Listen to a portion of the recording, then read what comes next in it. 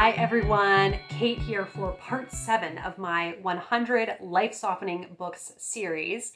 And the first book I want to talk to you about in this video is The Bell Family by Noel Streatfeild.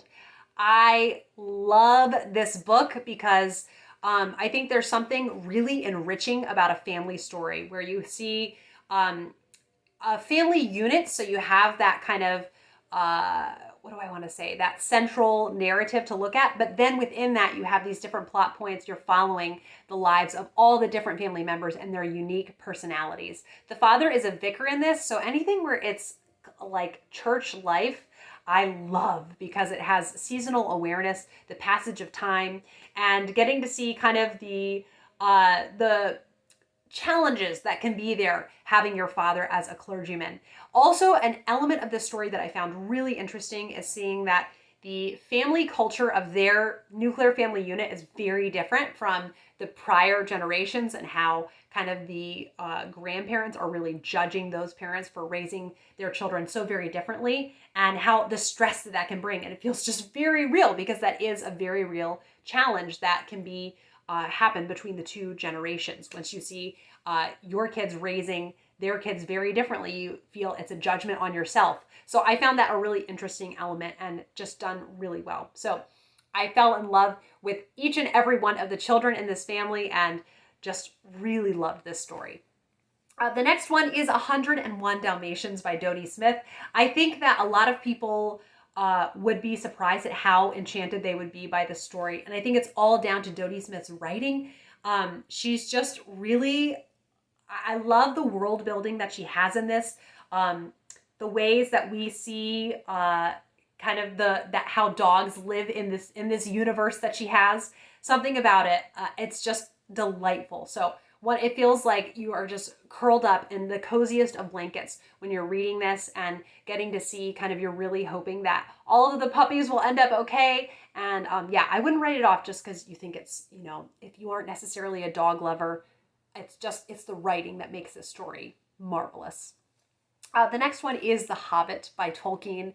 I do love The Lord of the Rings, but it's quite an undertaking to read The Lord of the Rings, whereas The Hobbit is just this delightful adventure that you get to follow. I kind of love every second of this story. There's not a part of the story that I don't love. And I think it's because Tolkien knew precisely what he wanted to do when he was telling this story. And I find the different types of characters that are in, the dwarves, and then there are elves, and then hobbits, and then the race of men. I love how it's a very gentle way to become acquainted with Middle Earth before you head on to the Lord of the Rings trilogy. I just find the real intimacy of the story of The Hobbit so charming. The next one is then the Chronicles of Narnia series by C.S. Lewis. So this is a series that, compared to the Lord of the Rings and Harry Potter, I thought, I don't know how much I like it. But just recently, after seeing Emma from Bookish Princess talk about the Chronicles of Narnia, and I thought, you know what? It has been 5 years since I've read it. Why don't I pick it up again? And I have been enjoying myself so much. And I think that I had just forgotten the amazing quality of writing within these stories. So even if the plots, I'm not completely maybe as engaged as I am in a Harry Potter plot or Lord of the Rings, the writing is so sterling, and it's just such here, let's go on this fun adventure together. I'm loving being in the land of Narnia. I'm currently rereading The Voyage of the Dawn Treader, which prior to this I would have said is my least favorite in the series, and now I'm really enjoying it. So yeah, I just picked it up and I'm just really, really loving it. And also I'm really grateful someone gave as a gift when Peter was born this beautiful HarperCollins full color collector's edition. So within the story, of course now none are showing up, but the illustrations are full color and they're just so beautiful. So yeah, this is just an enchanting series, and I find the world building to be lovely. It has a more intimate feel to it than the Lord of the Rings does, and so that's something that I'm in the mood for right now. Like Lord of the Rings, I love, but I have to be in a certain mood for that, and so now I'm just delightful. This came to me right when I was in the mood for it. Yeah, really, really lovely. Then The Stitchers by Lorien Lawrence, a completely different feel. This is middle grade horror, but I do not like to read super scary things. So please know that my threshold is not very, not very high when it comes to things being scary. So I think you can feel safe reading this. It's all about this neighborhood that has a really high population of elderly neighbors. And there are two young kids who live on the street, or rather just one of them does, but then it's her best friend also, who notices they seem unbelievably youthful for the ages that they're supposed to be. And there's something uncanny happening on their neighborhood. And so it's all about their kind of investigating what is happening. Why do they seem so youthful? What are they doing to stay so youthful? And it was such a wild ride. I loved every second of it. The next one is Hannah Coulter. I do have my copy right here, by Wendell Berry. This is then completely different from The Stitchers, and even from Narnia. This is a very quiet read. But I decided that I want to start out the 2024 rereading Hannah Coulter because it's such a beautiful, loving look at a life well lived, and kind of the heavy things that certain people have to bear. And it's just a deep look at the interior life of the character of Hannah Coulter.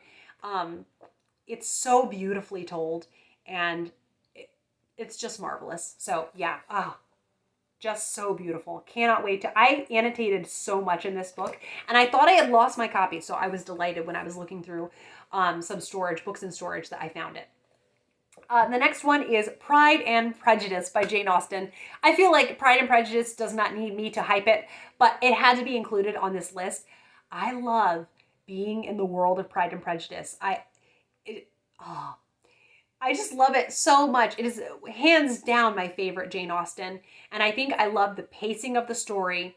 I really love the big cast of characters, and the dialogue is just my favorite in this Austen.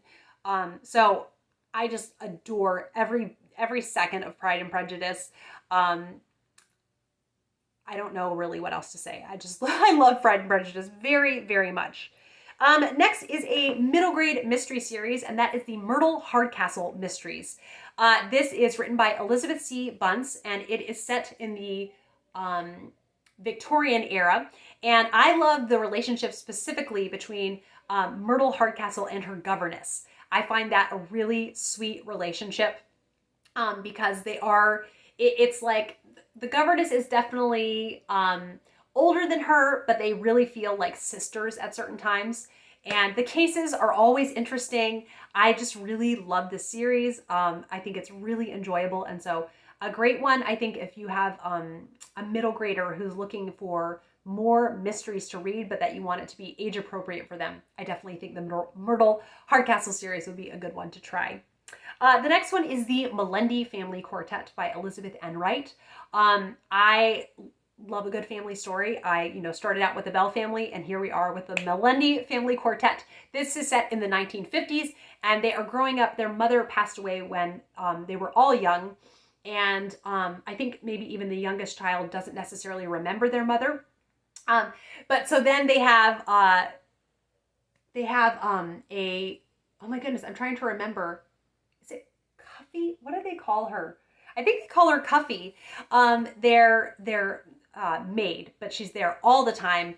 She's kind of like a governess as well, and she keeps things shipshape. She takes such good care of them, and so I love that relationship.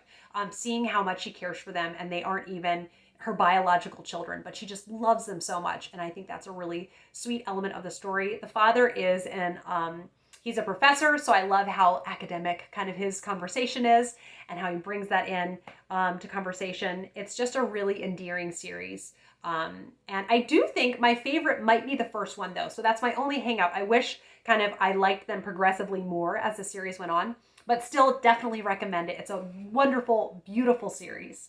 And yeah, it's just lovely. And then the last book that I want to talk about is another middle grade book, and that is The Star That Always Stays. It is all about Norvia, who is half Ojibwe, and it's set in the early, I think it's set like 1910s, in a small town in Canada.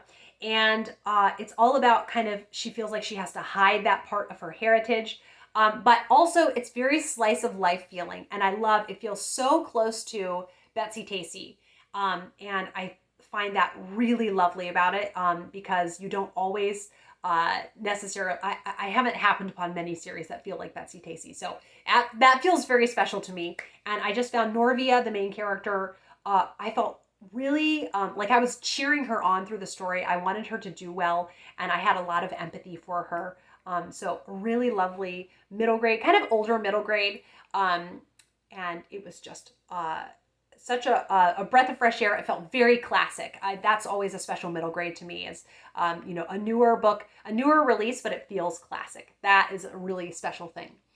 So those are the next 10 life-softening books. I hope that you are enjoying these videos, and I will be back with another video soon. Bye!